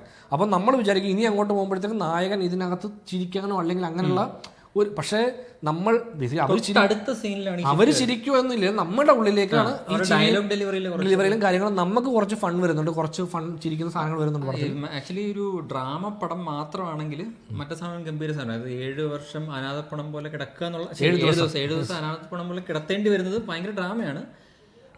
പക്ഷേ മറിച്ച് എനിക്ക് തോന്നി നമ്മുടെ ഈ മോഹിനിയാട്ടം ഭരതനാട്യം ടോണിൽ കംപ്ലീറ്റ് പടത്തെ ട്രീറ്റ് ചെയ്യാൻ പറ്റിയിരുന്നെങ്കിൽ എനിക്ക് തോന്നുന്നു കുറച്ചുകൂടെ ടൈറ്റ് ആക്കുകയും ഈ ഫണ്ടിന് നമുക്ക് ഓപ്പൺ ആയിട്ട് ചിരിക്കാം. ഇതിപ്പോ എന്താന്ന് വെച്ചാല് ഇത് ഞാൻ എങ്ങനെ ചിരിക്കും, അപ്പനവിടെ ഞാൻ കിടക്കുന്നത് ആലോചിച്ചു. അതായത് അപ്പനവിടെ ആക്ച്വലി മോർച്ചറിൽ കിടക്കുകയാണ്, 7 ദിവസമേ ഉള്ളൂ. അപ്പോൾ ഈ ദിവസത്തിനുള്ളിലെല്ലാം നായകൻ്റെ മനസ്സിൽ ഒറ്റ ചിന്തയേ ഉള്ളൂ, ഈ പൈസ ഉണ്ടാക്കണം, 3 ലക്ഷം രൂപ ഉണ്ടാക്കണം. അപ്പം അവിടെ ഞാനൊരു നല്ലവനാണെന്ന്, അതായത് ഞാൻ മോഷണം നിർത്തിയാളാണ്. അപ്പോൾ ഇനി ഞാൻ മോഷ്ടിക്കുമ്പം ഇതിനൊരു ഈ മോഷണം ഞാനത് എനിക്ക് ഇഷ്ടത്തോടെ ചെയ്യുന്നതല്ല, എൻ്റെ അവസ്ഥ കൊണ്ട് ചെയ്യുന്നതാണെന്ന് പുള്ളിയെ തന്നെ ധരിപ്പിക്കാൻ വേണ്ടി എടുക്കുന്നത് 3 ലക്ഷം ഉള്ളൂ.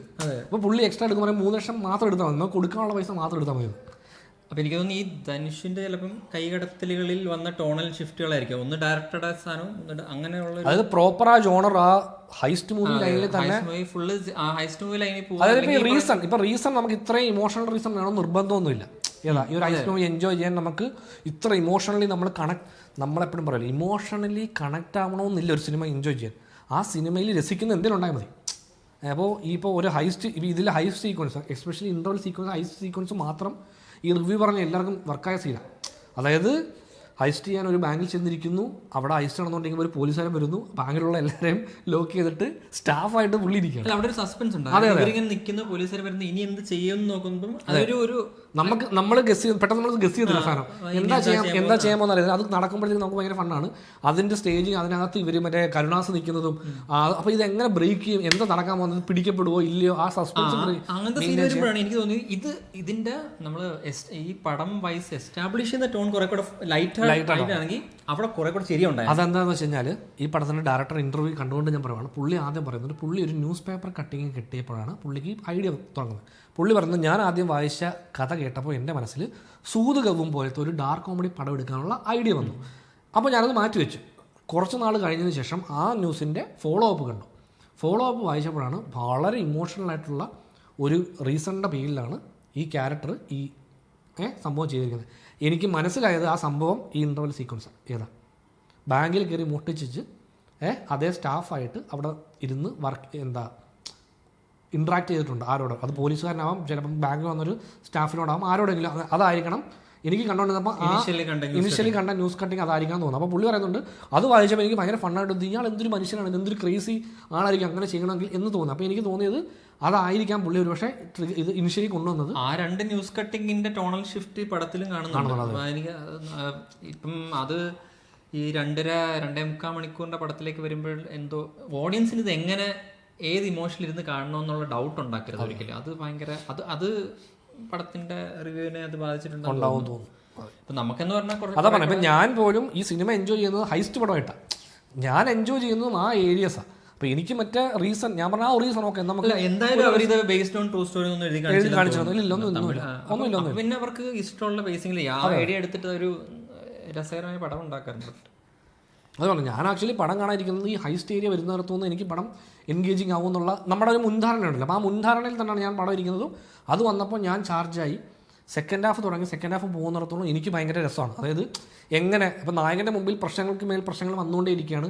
അത് നായകൻ അങ്ങനെ അത് കവർ ചെയ്ത് പടത്തോട്ട് ചെല്ലുമ്പോൾ അടുത്ത പ്രശ്നം വരുന്നു, വീണ്ടും പ്രശ്നങ്ങൾ, അങ്ങനെ എല്ലായിടത്തും തിരിയുന്നിടത്തും പറയുന്നിടത്തൊക്കെ പ്രശ്നങ്ങൾ വന്നുകൊണ്ടിരിക്കുക. അതും മറ്റേ ഹീറോ ജേണി സ്ട്രക്ചറിലെ സംഭവമാണ്. അതായത് ക്യാരക്ടറിന് കീപ് കോൺഫ്ലിക്റ്റുകൾ ഉണ്ടായിക്കൊണ്ടേ ഇരിക്കുക എന്നുള്ളതാണ് ആ സ്ട്രക്ചറിൻ്റെ സംഭവം. അപ്പോൾ എനിക്കിത് കണ്ടുകൊണ്ടിരുന്നപ്പോൾ ഇവർ ആക്ച്വലി നമ്മൾ പണ്ട് സ്കൂളിൽ പഠിച്ചു ഇങ്ങനെയാണ് തിരക്കഥ എഴുതേണ്ടത്, ഇതാണ് ഹീറോ ജേണി എന്ന് പറയുന്ന അല്ല അങ്ങനെ ഒരു കഥയാണ് ഞാൻ പറയുന്നതെങ്കിൽ അതിൻ്റെ തിരക്കഥ ഇങ്ങനെയാണ് എഴുതേണ്ടതെന്ന് ഞാൻ പഠിച്ചു. അപ്പോൾ ആ ട്രോപ്സ് എല്ലാം വരുന്ന പോലത്തെ സീനുകൾ അത് കൊണ്ടുപോകണം എന്നുള്ളൊരു ചിന്ത ഉണ്ടാവാം ഇവർക്കെന്ന് എനിക്ക് കണ്ടുകൊണ്ടിരുന്നപ്പോൾ തോന്നുക. അപ്പം ഇത് നമ്മൾ എഴുതാൻ ശ്രമിക്കുന്നതുകൊണ്ട് കൂടിയാണ് എനിക്കിത് ആ ലൈനിൽ ഞാൻ ആലോചിക്കുമ്പം കുറച്ചുകൂടെ എടാ ഇത് കൊള്ളാലോ, ഈ പരിപാടി ഇങ്ങനെ കൊണ്ടുപോകണം. എനിക്ക് സെക്കൻഡ് ഹാഫ് ഭയങ്കര റേസി ആയിട്ട് എനിക്ക് ഫീൽ ചെയ്തു. അതായത് ഞാനിങ്ങനെ അതായത് നമ്മൾ ഇന്നായി ഹുക്ഡാണ്. എനിക്കിതിനകത്തുനിന്ന് എന്നെ ഡിറ്റാച്ച് ചെയ്യുന്ന ഒരു എലിമെൻറ്റും ഇല്ല.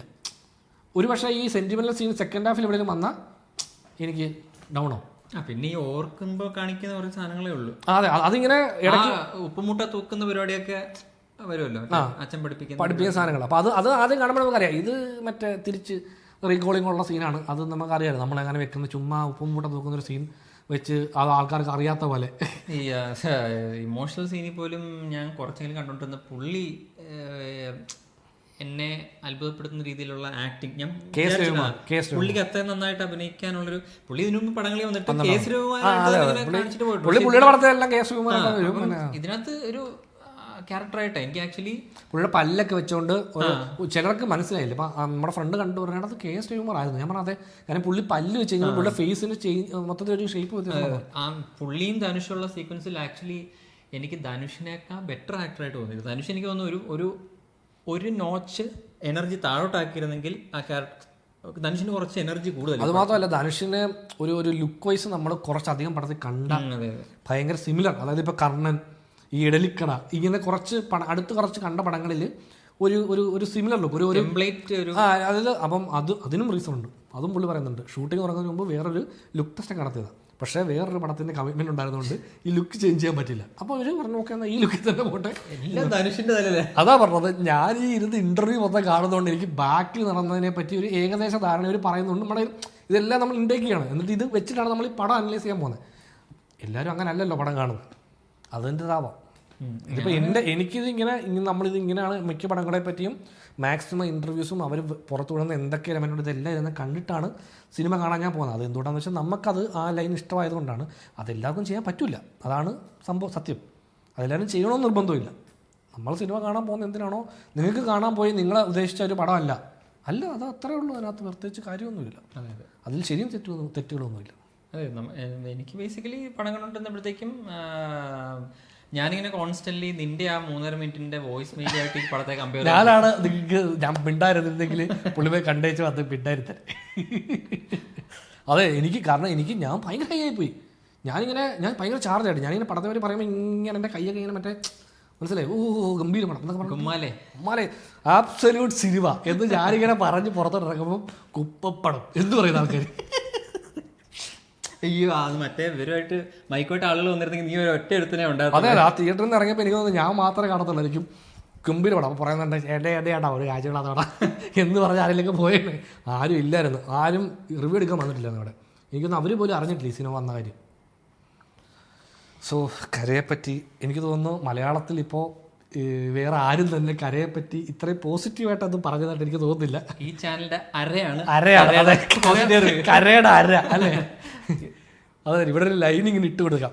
അല്ല, എനിക്ക് നെഗറ്റീവ് ഒന്നും അല്ല. ഞാനിങ്ങനെ എന്താ പറയാ, പുള്ളി നിങ്ങൾക്കൊരു ജനറിക് പടം പക്ഷെ ഞാൻ പുറത്തുള്ള എനിക്ക് കുറെ കൂടെ ഇഷ്ടപ്പെട്ട പടമായതുകൊണ്ട് കുറച്ചൊരു പക്ഷെ പുള്ളി അടുത്ത് ചെയ്തത് അത്രയും ഇതല്ല. ഇതിനകത്ത് ഈ പറയുന്ന പോലെ ഹൈസ്റ്റിന്റെ പോർഷൻസും അതിനകത്ത് വന്ന ആ ടൈം ലൈനുമായിട്ട് വന്നതും യുദ്ധത്തിനെ ഇതിനകത്ത് ഇൻ്റഗ്രേറ്റ് ചെയ്ത് അങ്ങനെ കുറച്ച് എലമെൻറ്റ്സ് എനിക്ക് ഇഷ്ടപ്പെട്ടു എന്നുള്ളതല്ലാതെ ഒരു തമിഴ് ജനറിക് പടത്തിന്റെ ഒരു പടിക്ക് മേളിലോട്ട് നിൽക്കാൻ വേണം പറയാം. ഒരു ഇമോഷണൽ തമിഴ് പടം അങ്ങനെ കുറച്ച് എലമെന്റ്സ് കട്ട് ചെയ്യാൻ തോന്നി. മറ്റേ ആ ഇനീഷ്യൽ ഇമോഷൻസ് കുറച്ച് കട്ട് ചെയ്യും. പിന്നെ ആ പുള്ളിയുടെ ആ പ്ലേറ്റ് പുള്ളി മരിക്കുന്നുള്ളതൊക്കെ അത് കഴിഞ്ഞിട്ടുള്ള സീക്വൻസ് കഴിഞ്ഞാൽ ഈ പറയുന്ന ഇഡലിക്കടയുടെ സെയിം ടെംപ്ലേറ്റ് എന്ന് പറയുന്ന കാര്യം ഇതുപോലെ തന്നെ അത് തന്നെ. അത് മാത്രമല്ല ഇഡ്ലിക്കടക്കകത്ത് എനിക്ക് തോന്നുന്നു ഈ അച്ഛൻ മരിക്കുന്ന സീൻ കുറച്ചുകൂടെ ബെറ്റർ ആയിട്ട് ഹാൻഡിൽ ചെയ്തിട്ടുണ്ട്. ഒരുപാട് വിട്ട് വലിപ്പിക്കാതെ ഇതിനകത്ത് ഒരു പാട്ടൊക്കെ അത് ആക്ച്വലി ഒരുപാട് യൂസ് ചെയ്തൊരു മെത്തേഡാണ്. അത് എനിക്ക് തോന്നുന്നത് ഇത് ചെയ്യുമ്പോൾ ഡയറക്ടർക്ക് ഒരു ചിന്ത ഉണ്ടാവില്ല. ഇപ്പം ഞാൻ പോർത്തുള്ളി ചെയ്തപ്പം പോർത്തുള്ളി ഒരു പ്രോപ്പർ ജോണർ പടം, അതിനകത്ത് എനിക്ക് പാട്ടും മേളമൊന്നും വെക്കണ്ട. ഇപ്പം രാക്ഷസനകത്ത് വരുന്നത് നോക്കിയാൽ ഇനിഷ്യലി സോങ് ഒക്കെ ഉണ്ട്. അപ്പോൾ പോർത്തുള്ളി ചെയ്തപ്പോൾ പ്രോപ്പർ ജോണർ ഫിലിമായിട്ട് ചെയ്തു. കാര്യം അതിൽ പുള്ളിക്കുള്ള അഡ്വാൻറ്റേജ് അശോക് സെൽവനും ശരത് കുമാറൊക്കെ അഭിനയിക്കുന്നത് ഈ സ്റ്റാറിൻ്റെ ഇതൊന്നും ഇല്ല, വലിയ ഭാരമൊന്നുമില്ല. ഇത് വരുമ്പോൾ ധനുഷായി. അപ്പോൾ ധനുഷ് വരുമ്പോഴത്തേക്ക് ഇപ്പം എല്ലാവർക്കും ഉണ്ടല്ലോ, അതായത് ഒരു സ്റ്റാറിനെ ഹാൻഡിൽ ചെയ്യേണ്ടത് എങ്ങനെ ആയിരുന്നു.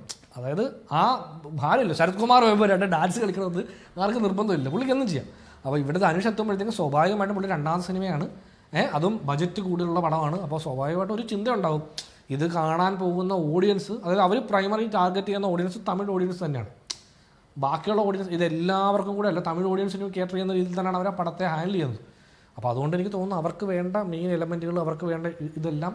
കാരണം ഞാൻ അവിടുത്തെ തിയേറ്റർ റെസ്പോൺസ് കാണുമ്പോഴത്തേക്ക് അവിടെ വരുന്ന മറ്റേ ഓഡിയൻസിൽ സം ഇമോഷൻ, നല്ല ഇമോഷണൽ ത്രില്ലർക്ക്.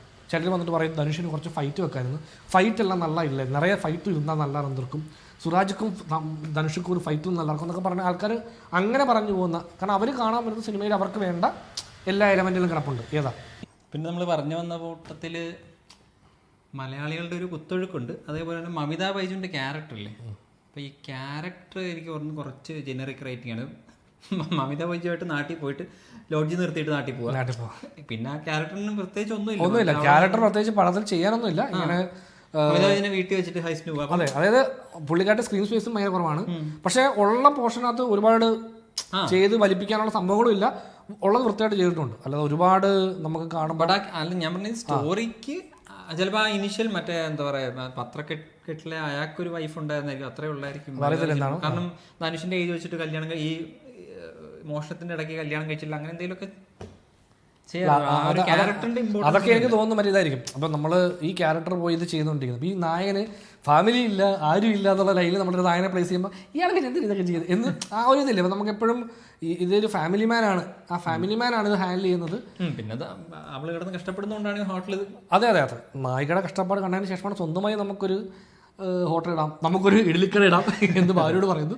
അപ്പോൾ പൈസ ഉണ്ടോ? ഇല്ല. അതിന് ലോൺ എടുക്കാൻ ചെല്ലുമ്പോഴാണ് പറയുന്നത് ഈട് വെക്കാൻ എന്തെങ്കിലും വേണം. എന്നാൽ എൻ്റെ നാട്ടിൽ പറമ്പുണ്ട്. എന്തൊരു സ്വഭാവം അത്, അല്ലേ? അതും 8 ഏക്കർ അച്ഛൻ്റെ സ്ഥലമാണ് അത്. എന്നിട്ടാണ് അത് എൻ്റെ ആണല്ലോ എന്ന് പറഞ്ഞാൽ വരുന്നത് പുള്ളി. അങ്ങനത്തെ ഒരു വളരെ ഗ്രേ ഷെയ്ഡ് ആയിട്ടുള്ള ഒട്ടും ഇഷ്ടപ്പെടാത്ത രീതിയിലുള്ള ക്യാരക്ടറാണ് പുള്ളി ആദ്യം.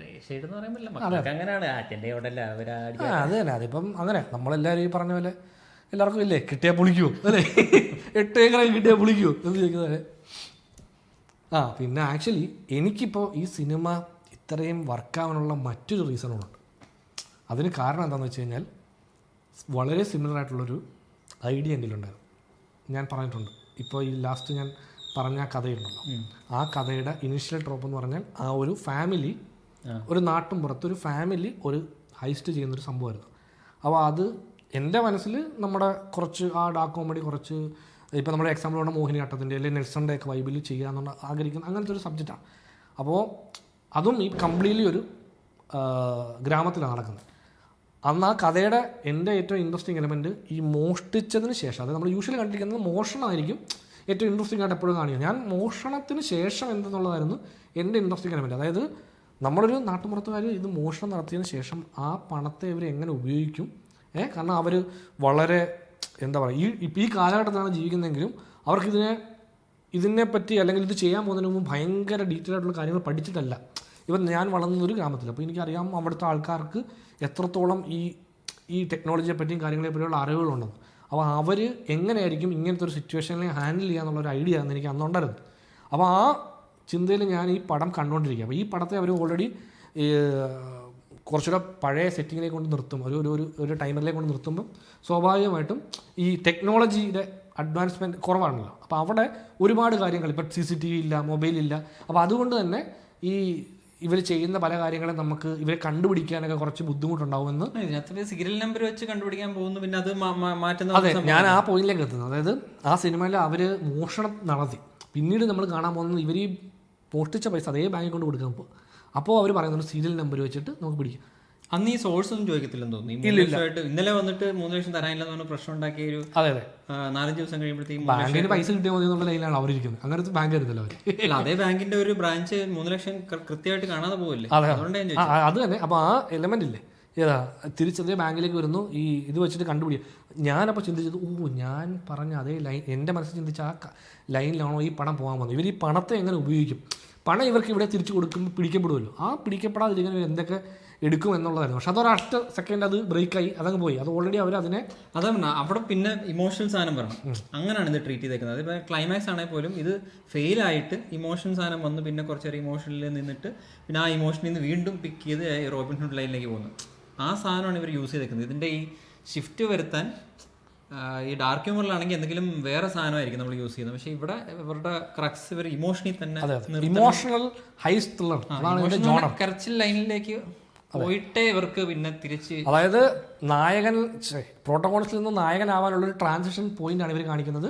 നായകന്റെ ഗിൽട്ട്, അതായത് നായകനുള്ളിൽ താൻ കാരണമാണ് അച്ഛൻ മരിച്ചെന്നൊരു ഗിൽട്ട് ഉണ്ടല്ലോ. അപ്പോൾ അത് ആക്ച്വലി അമ്മയോട് തുറന്ന് പറയുമ്പോൾ അമ്മ അത് കേട്ടിട്ട് അവനോട് പോയി അച്ഛനെ കൊണ്ടുപോയി ഇവിടെ ദഹിപ്പിക്കാമെന്ന് പറയുമ്പോൾ നായകൻ്റെ കഴിഞ്ഞു, ആ പ്രശ്നം കഴിഞ്ഞു, ഇനി നമ്മൾ മോഷ്ടിക്കണ്ടല്ല എന്ന് പറഞ്ഞ് പോകുന്ന വഴിക്കാണ് വീണ്ടും ഈ തോട്ട് വരികയും അതിനൊരു ഈസി വേ കിട്ടുന്ന പോലെ തോന്നുമ്പോൾ പുള്ളി ആ ലൈനിലേക്ക് വീണ്ടും പോകും. ഞാൻ എപ്പോഴും ഈ മലയാളി ലൈനിൽ ചിന്തിച്ചോണ്ടേ നമ്മളിങ്ങനെ വീടിന്റെ ബാക്കിലൊക്കെ ദഹിപ്പിക്കുമല്ലോ. അതെ, ഞാൻ വിചാരിച്ചു ഇവർ താമസിക്കുന്ന വീടിന്റെ പുറയിൽ തുടക്കം തൊട്ടേ ഒരു കുറച്ച് സ്ഥലമുണ്ട്. ഞാനിപ്പോൾ ആലോചിച്ചത് നമ്മുടെ നാട്ടിലൊക്കെ അങ്ങനല്ലേ കൂടുതൽ നമ്മുടെ നാട്ടിലെ ചിന്തയായിരിക്കും. അപ്പൊ എനിക്ക് തോന്നുന്നു അവിടുത്തെ ചിന്ത അതല്ലായിരിക്കും. അവർ പറയുന്നുള്ളൂ പുള്ളിയുടെ ആഗ്രഹം എന്ന് പറഞ്ഞാൽ എൻ്റെ പാട്ടൻ മുപ്പാട്ടനൊക്കെ എന്താ മണ്ണടിഞ്ഞ അതേ അവിടെ തന്നെ. അത് പറഞ്ഞാൽ പുള്ളി മറ്റേ കുഴിച്ചിടുമ്പോൾ ഒരു നല്ല ഡയറക്ടോറിയൽ പരിപാടി എന്ന് പറഞ്ഞാൽ പുള്ളിയുടെ കാലിങ്ങനെ മണ്ണി തൊട്ട് ഷോട്ട്, ആ ഒരു ഷോട്ട്. അതുപോലെ പുള്ളി ഡെഡ് ബോഡിയുടെ കിടക്കുന്ന സമയത്ത് മൊത്തം ഫേസ് റീപ്ലേസ് ചെയ്തിരിക്കും. പക്ഷെ ഞാനിങ്ങനെ നോക്കുമായിരുന്നു 7 ദിവസം പഴക്കമുള്ളതിൻ്റെ ഒരു പഴക്കം കാണുന്നില്ലോ എന്ന് ഞാൻ നോക്കുമായിരുന്നു. അത് ഈയിടെ വേറെ ഏതോ പടത്തിലും നമ്മുടെ മോഹിനിയാട്ടം. പിന്നെ മലയാളി പടമാണ്, ധനുഷ് മാത്രമേ ഉള്ളെന്ന് തോന്നുന്നു ഒരു തമിഴനായിട്ട്. അതായത് നമ്മുടെ അബു സലീം, സുരാജേട്ടൻ, ജയറാമേട്ടൻ, മമിത ബൈജു, പിന്നൊരു പുള്ളി, അതായത് നമ്മുടെ ആ ബാങ്കിൽ ആദ്യം ഇവര് മറ്റേ ബാങ്കിലുള്ള പുള്ളി. ആ പുള്ളി മലയാളി അല്ല, മലയാളി ക്യാരക്ടറാണ്. ഏതാ ഇവരോട് എക്സ്പ്ലെയിൻ ചെയ്യുന്നല്ലേ? ആ പുള്ളി മലയാളിയാ, മറ്റേ നമ്മുടെ കാഞ്ഞങ്ങാട് യൂണിവേഴ്സിലുള്ള, അതായത് നമ്മുടെ പുള്ളിയുടെ പടങ്ങൾ സെൻ ആക്ടർ സിനിമകൾ സ്ഥിരം മറ്റേ അവിഹിതത്തിൽ മെയിൻ ക്യാരക്ടറായിട്ട് ചെയ്ത പുള്ളിയാണ് അത്. അപ്പോൾ അങ്ങനെ കുറേ അധികം മലയാളി ആക്ടേഴ്സ് പടത്തിലുണ്ട്. ഈ അബു സലീമിന്റെ ഒക്കെ ആ സീൻ, ലാസ്റ്റ് സീനൊക്കെ കണ്ടപ്പോൾ എനിക്ക് മറ്റേ ചോട്ടാ മുംബൈ ലൈൻ ഓഫ് കോമഡി ഒക്കെ ഓർമ്മ വന്നു. അപ്പൊ സാറാ ഇയാൾ നമ്മുടെ കൂട്ടത്തിലുള്ള അതേപോലത്തെ ലൈൻ. അതെ, അല്ല അവിടെയൊക്കെ ഫൺ. അത് തിയേറ്ററിൽ ഞങ്ങൾ കണ്ട തിയേറ്ററിൽ ചിരിയുണ്ട്. പക്ഷെ ഞാൻ വിചാരിക്കുന്നത് കരയിൽ നിന്ന് വരേണ്ട ചിരിയല്ല. അതാ പറഞ്ഞത്, നമ്മൾ ഈ പറഞ്ഞ ഇതിന്റെ ടൊണാലിറ്റി വ്യത്യാസമായിരുന്നു. ഒരു ഡാർക്ക് ഹ്യൂമർ ലൈനിലായിരുന്നു ഒരാൾക്ക് അത് ചളിയായിട്ട് തോന്നും. പക്ഷെ അതല്ലാതെ നമ്മൾ തുടക്കം തൊട്ടേ സെറ്റ് ചെയ്ത് ജയറാമേട്ടന്റെ എക്സ്പ്രഷൻ മറ്റേ പഴയ ജയറാമേട്ടൻ സാധനങ്ങളല്ലേ ഇങ്ങനെ ആ സാധനങ്ങളൊക്കെ മറ്റേ ദേ കിളി, ദേ പുറത്തൊരു കിളി അതല്ലേ അപ്പടല്ലേ ആ വൈബിലേക്കൊക്കെ. അതാ പറഞ്ഞ ഈ ക്യാരക്ടേഴ്സ് ഉൾപ്പെടെ എല്ലാവരും ഇങ്ങനെ പല അങ്ങനെ ചാടരുത്. അങ്ങനെ ചാടുമ്പോ പിന്നെ അതുപോലെ ജയറാമേട്ടൻ ഭയങ്കര വില്ലനാ പുള്ളി. അതെ, കൊട്ടൂര് വില്ലനാ. ജയറാമേട്ടന്റെ മരണവും മറ്റേ ഫോഴ്സ്ഡ് സാധനം, അതായത് പുള്ളി ട്രാക്ടർ ഇടിച്ചാ വയ്ക്കുന്നത്. അപ്പൊ അത് ഞാൻ കണ്ടപ്പോ എനിക്ക് കരസാമി കാപ്പാത്തുന്ന അങ്ങനത്തെ അല്ല, കരസാമി തുണയെന്നാണ് ആ ട്രാക്കിൽ എഴുതിയിരിക്കുന്നത്. അപ്പോൾ അത് മാത്രമല്ല, അത് ആക്ച്വലി ഈ റൈറ്റിംഗ് എലമെന്റാ. എഴുത്തില് പുള്ളിക്ക് ഹൈ കിട്ടുന്ന സാധനം. അതായത് ഈ ട്രാക്ടർ ആൾക്കാർക്ക് കൊടുക്കുകയാണ്, അവരെ കൊണ്ട് ലോൺ എടുപ്പിച്ച് ട്രാക്ടർ വാങ്ങിപ്പിക്കുകയാണ്. അപ്പോൾ അതേ ട്രാക്ടർ ഇടിച്ചാണ് ലാസ്റ്റ്, അതൊരു സ്കാം പോലെ, അല്ലെങ്കിൽ അതാണ് നാട്ടുകാരെ ചൂഷണം ചെയ്യാൻ വേണ്ടി പുള്ളി ഉപയോഗിച്ചുകൊണ്ടിരുന്നത്. ആ സാധനം തന്നെ അവസാനം പുള്ളി ട്രാക്ടർ അടിച്ചു. ഞാൻ ട്രാക്ടർ ഇത്ര സ്പീഡിലാണ് ഓടി പോകുന്നത്, പുള്ളി തെല്ലി ട്രാക്ടർ അടി വീഴുന്നത് ട്രാക്ടർ ഇത് കയറുന്നൊക്കെ പറഞ്ഞു.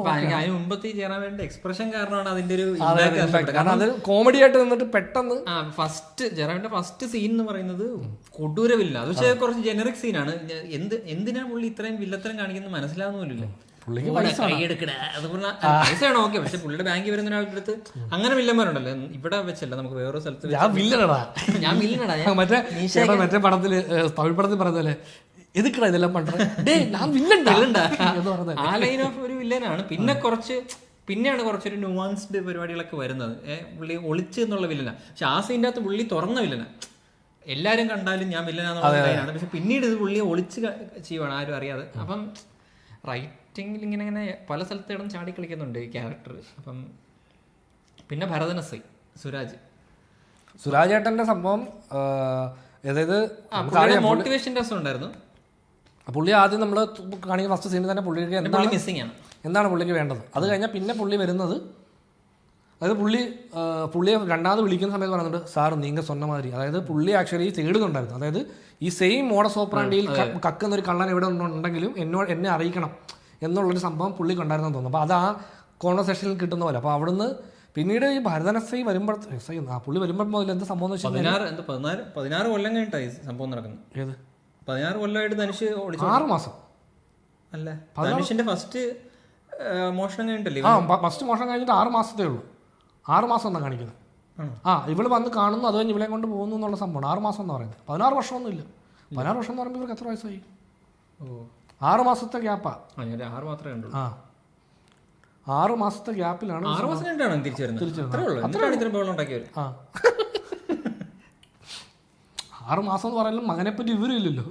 ഇപ്പൊ മോഹിനിയാട്ടത്തിൽ 2 ദിവസം കാണാതായപ്പോഴേ കൊച്ചൻ റിയാക്ട് ചെയ്ത് വെച്ചിട്ടാ. അല്ല, ആ സീനിനകത്ത് ശ്രദ്ധിച്ചാൽ ഇവൻ പറയുന്നുണ്ട് മാമനെ കാണാം, മാമൻ ഭയങ്കര നല്ല ആളെന്ന്. അവിടെ ചിലപ്പോൾ മാമൻ അടിച്ചു വിടുകയും അച്ഛനെ കാണുമ്പോൾ അച്ഛൻ നേരെ ഓപ്പോസിറ്റ് ഉൾട്ട നടക്കുന്ന പോലെ. അപ്പൊ അത് ആ അച്ഛനെ ഫസ്റ്റ് കാണുന്ന സീനൊക്കെ എനിക്ക് കുറച്ച് രസമായിരുന്നു. അതായത് പുള്ളി വന്ന് കണ്ടിട്ട് അതൊക്കെ അങ്ങനെ മിനിമലായിട്ട് ആണെങ്കിൽ ഇമോഷനൊക്കെ ഓക്കെയാണ്. ഇമോഷൻ കിട്ടി. അത് ഒരുപാട് സമയം ഇങ്ങനെ അവരതിനകത്ത്. പിന്നെ ഈ ഹൈസിന് കൂടെ വരുന്ന ക്യാരക്ടേഴ്സ് ഒന്നും അത്ര അവർക്കൊന്നും ഒന്നും ചെയ്യാനില്ലാത്തൊരു ഫീൽ ഉണ്ടായി. എല്ലാം അവർ മറ്റേ കൂടെ ഉള്ള ആള് പൃഥ്വിരാജ് എന്ന് പറഞ്ഞ ഒരു നടനാണ് ചെയ്തിരിക്കുന്നത്.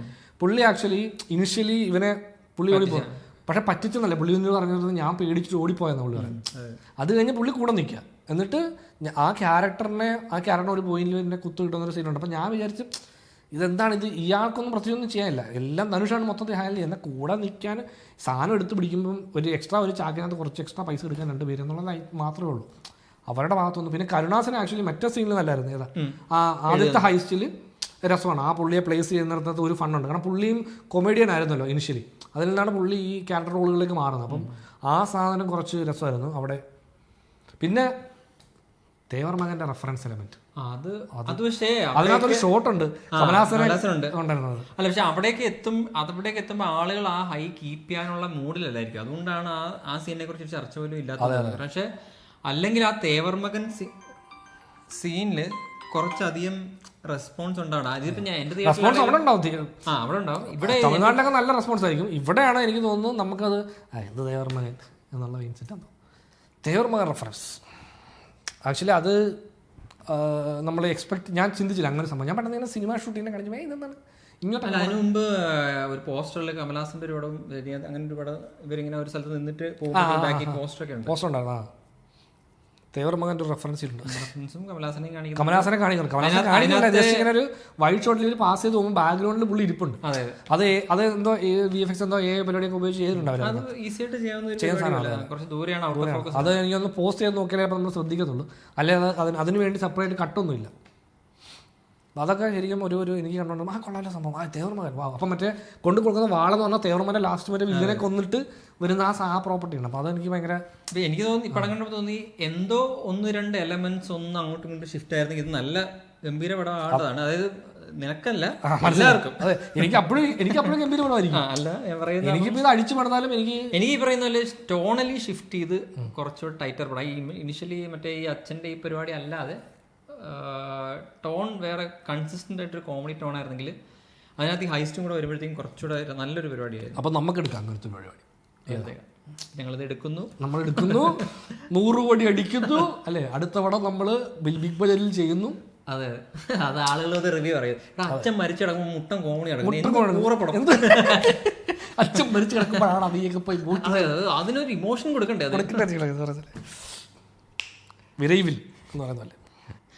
പിന്നെ ഞാൻ ശ്രദ്ധിച്ചൊരു കാര്യം, മറ്റേ ഈ പുള്ളിയെ മരിച്ച് ആദ്യം അടക്കാൻ കൊണ്ടുപോകത്തില്ലേ, അപ്പോൾ ഇപ്പോൾ തിയേറ്ററിൻ്റെ പ്രശ്നമാണെന്ന് എനിക്കറിയില്ല. ആദ്യം അടക്കം കൊണ്ട് ഒരു ബി ജി എമ്മിൽ ഇങ്ങനെ പൊക്കോണ്ടിരിക്കും, പെട്ടെന്ന് മറ്റേ ഇവന്മാർ വരുമ്പോഴത്തേക്കും പെട്ടെന്ന് ബി ജി എം ഇങ്ങനെ ഷിഫ്റ്റ് ആയിട്ട് വേറെ ബി ജി എമ്മിലേക്ക് അത് തോന്നിയായിരുന്നു.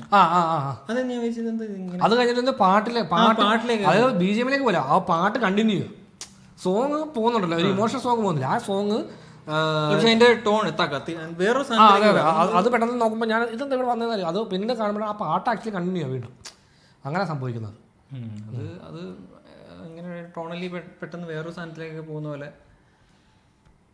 അങ്ങനെ മ്യൂസിക് കൊള്ളായിരുന്നു. എനിക്ക് മറ്റേ കരസാമി എന്ന് പറഞ്ഞൊരു പാട്ടുണ്ട്, അത് ലാസ്റ്റ് ക്ലൈമാക്സിന്റെ ഒരു ഹൈസ്റ്റ് മൊണ്ടാഷ് ഉണ്ടല്ലോ, അതിൽ ആ സാധനം ആ മ്യൂസിക് ഉപയോഗിക്കുന്നത് അത് ഭയങ്കര കിടിലൻ, നല്ല ഹൈ ഉള്ള സീൻ മ്യൂസിക്കായിരുന്നു. ത്രൂ ഔട്ട് എനിക്ക് പല സീനിലും തോന്നി ഇവരാരും മുഖം പൊത്താത്തത് എന്താന്നുള്ളത്. ഞാനിങ്ങനെ ഇരുന്നിങ്ങനെ ഉരുകുമായിരുന്നു. എടാ നിന്നെ പോലീസ് തപ്പിക്കൊണ്ടിരിക്കുമല്ലടാ, ഒന്ന് മുഖം പൊത്തരാന്നുള്ള സെറ്റപ്പേ. ഈ ഹൈസ്റ്റിന് പോകുമ്പോൾ മാത്രം ജസ്റ്റ് ഒന്ന് അതിന് മുമ്പ് അത് ബാങ്കിലേക്കും കയറുമ്പോൾ അത് ഒരു വഴി നിൽക്കുന്നവരൊക്കെ കാണും, ഇവരെന്താ മുഖം പൊത്തി ബാങ്കിൽ കയറുന്നത് ഇങ്ങനെ. അല്ല അന്നത്തെ സംഭവം എന്ന് വെച്ചാൽ പുള്ളിയുടെ മുഖം അത്രയും നമ്മുടെ ഇപ്പോഴത്തെ പോലെ അല്ലല്ലോ. അല്ല ഞാൻ പറയുന്നത് ഒരാൾ തപ്പുമ്പോഴേ ജസ്റ്റ് എന്തെങ്കിലും ഒരു അത് പലയിടത്തും ഇനീഷ്യൽ അത് അവൻ തന്നെ ഇവൻ മുഖം പൊത്തുന്ന എവിടാന്ന് ചോദിച്ചു കഴിഞ്ഞാൽ മറ്റേ ഈ മറ്റേ ജയറാമിന്റെ ആ പോർഷനിൽ സുരാജിനെ കാണുമ്പോൾ അവിടെ നിന്ന് ഇവൻ വന്ന് കൂടെ നിന്ന് ജയറാം പറയുന്നുണ്ടല്ലോ, നിന്റെ ഫോട്ടോ ഇവന്മാർ ഇറക്കിയിട്ടുണ്ട് എന്ന് പറയുന്നത്, വേണമെങ്കിൽ നീ മുഖം മറച്ചു എന്ന് പറയും. അത് കഴിഞ്ഞിട്ടാണ് ശേഷമാണ് പുള്ളി മുഖം മറക്കുക. അത്ര നേരം പുള്ളിക്ക് അങ്ങനെ തന്നെ പറ്റി ഒരു ഇമേജ് വരച്ചിട്ടുണ്ടെന്നോ അല്ലെങ്കിൽ അതൊന്നും അറിയത്തില്ലല്ലോ. പുള്ളിയെ കണ്ടത് അന്ന് ഉണ്ടായിരുന്ന സ്റ്റേഷനിലുണ്ടായിരുന്ന ഈ ഭരതൻ എസ് ഐയും കുറച്ച് കോൺസ്റ്റബിൾസ് മാത്രമേ ഉള്ളൂ. അതുകൊണ്ട് തന്നെ നാട്ടുകാർക്ക് ആർക്കും അറിയത്തില്ലല്ലോ ഇവൻ ഈ കള്ളനാണെന്ന് നാട്ടുകാർക്ക് അറിയില്ല. ഇവൻ സ്വന്തം നാട്ടിൽ കക്കുന്നില്ല, ഇവൻ വേറെ നാട്ടിൽ എവിടെ പോയാൽ കക്കുന്നത് തോന്നും. അല്ല ഇപ്പം ഈ പിടിക്കപ്പെട്ട എൻ്റെ ഫേസ് രജിസ്റ്റർ ആകത്തില്ല. മറ്റേ ഫസ്റ്റ് സീനിൻ്റെ അകത്ത് ഇവൻ ഇറങ്ങി അവന്മാരെ ഇടിക്കാൻ പോവാം. അപ്പം ഇടിച്ചിട്ട് എങ്ങാനും രക്ഷപ്പെടാൻ പറ്റിയാലോ എന്നുള്ളൊരു ചിന്ത നമുക്കുണ്ടല്ലോ. അപ്പം നമ്മൾ മുഖം മൂടി ഇടിക്കത്തില്ലേ, അതായത് 6 പേര് തന്നെ ഇടിക്കാൻ വരുവാണ്. അപ്പം എൻ്റെ ഫേസ് ഇതുവരെ രജിസ്റ്റർ ആയിട്ടില്ല ഈ 6 പേരുടെ ഇടയിൽ. അപ്പം ഞാൻ മുഖം മൂടിയിട്ടില്ല. അതിന് അവരുപയോഗിച്ച പരിപാടി ടോർച്ച് അടിക്കുക, അവൻ്റെ ഫേസ് വെച്ച് ടോർച്ച് വെച്ചിട്ട് പിന്നെ ടോർച്ച് അങ്ങനെ തുടങ്ങുന്ന ഫൈറ്റ് അങ്ങനെയാണ്. അത് കഴിഞ്ഞിട്ട് പിന്നെ നോർമലാവും. ആ സാധനം ഞാൻ സ്റ്റാർട്ട് ചെയ്യുമ്പോൾ രസമായിട്ട് തോന്നുന്നത്. അതായത് ഇങ്ങനെ ടോർച്ച് വെച്ചിട്ട് ഇവനിങ്ങനെ മുഖത്ത് ടോർച്ച് വെക്കും, ഇവരുടെ ഫേസ് കാണത്തില്ല. അപ്പോൾ വരുന്നവരെ എല്ലാവരും മുഖത്ത് ടോർച്ച് അടിച്ചിട്ടാണ് ഫൈറ്റ് ചെയ്യുന്നത്. അപ്പോൾ ആ സീൻ കണ്ട് അത് കഴിഞ്ഞിട്ട് പുറത്തിറങ്ങി വരുമ്പോഴത്തേക്കും അണ്ണനെ നാട്ടുകാർ മൊത്തം വളഞ്ഞിട്ട് പിടിച്ചു, മാധവനെ മറ്റേ ദൂലേക്കിട്ട് പിടിച്ചു എന്ന് പറയുന്ന പോലെ. അതായത് ബേസിക്കലി പുള്ളി നാട്ടിലെ വീശവാദനായിരുന്നു അല്ലേ. പിന്നെ ലോഡ്ജിലെ കുറച്ച് സീക്വൻസ് രസമുണ്ടായിരുന്നു. ഇനീഷ്യലി ആ ഓട്ടോയ്ക്കകത്ത് ലൈറ്റ് വെച്ചിട്ട് ഒരാളെ ഇറക്കിക്കൊണ്ടിരുന്നു, പിന്നെ അയാളെ ഫോളോ ചെയ്ത് പോകുന്നു. പിന്നെ അവിടെ കുറച്ച് രസമുള്ള പരിപാടിയാണ് ആ ചീട്ട് കളിക്കുന്നത്. എനിക്ക് കാറ് കണ്ടെങ്കിൽ പിന്നെ അങ്ങനെ ഒരു സീക്വൻസ് ഉണ്ടല്ലോ, അതിനകത്തൊരു രസം ഉണ്ടായിരുന്നു. അബു സലീം ആയതുകൊണ്ട് ഇങ്ങനെ നമ്മൾ നമ്മൾ അബു സലീമിനെ ഇപ്പം ആ ടോണിൽ നിന്ന് മാറി കാണുന്നപ്പം അതാ മറ്റേ സ്ഥിരം വരുന്ന ഗുണ്ടാലയിൽ നിന്ന് മാറി പുള്ളി കുറച്ചുകൂടെ ക്യാരക്ടറുകളൊക്കെ ചെയ്യാൻ തുടങ്ങുന്നതുകൊണ്ട് തന്നെ ഇപ്പം നമ്മൾ തമിഴ് പടത്തിൽ പുള്ളി വീണ്ടും കാണുമ്പോൾ ഇത് വീണ്ടും പണ്ട് കണ്ട അബു സലീമിൻ്റെ ആ ഒരു പിന്നെ ഒന്നുമില്ല. പിന്നെ മറ്റേ നീ പറയുന്ന പോലെ റൈറ്റിങ്ങിന്റെ സുഖം എന്ന് പറയുന്ന പോലെ ഇനിഷ്യലി സുരാജുമായിട്ടുള്ള സീന് അതിന്റെ കൺക്ലൂഷൻ ലാസ്റ്റ് എങ്ങനെ കൊണ്ടാണ് പടം. അത് അതും നമ്മൾ ഒരുപാട് പഴയ പടത്തിലുള്ള നായകനെ ലാസ്റ്റ് പോലീസ് പിടിക്കാതെ പോലീസ് പോകണു. അപ്പം ഇവിടെ അതിനെ കുറച്ചുകൂടെ ആ ക്യാരക്ടറിനെ, അതായത് ആ പോലീസിന്റെ ക്യാരക്ടറിനെ കുറച്ചുകൂടെ യൂഷ്വലി പടത്തിൽ പിടിക്കാൻ വന്നിട്ട് ലാസ്റ്റ് വെറുതെ വിടുമല്ലോ.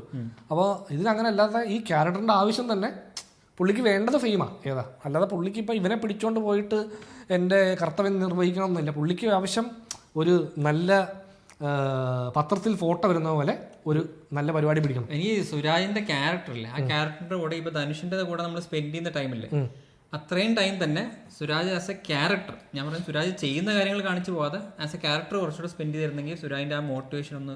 അപ്പൊ എനിക്ക് തോന്നുന്നു കുറച്ചുകൂടെ നമുക്ക് ഈ ബാക്ക് ആൻഡ് ഫോർത്തിന്, അതായത് ഈ ഇവർ രണ്ടുപേരും ഒരു കള്ളൻ പോലീസ് വൈബ് കുറച്ചുകൂടെ കൊണ്ടുവരാൻ. പക്ഷെ ഒരു പോയിന്റ് കഴിയുമ്പോൾ സുരാജ് നടക്കുമായിരുന്നു.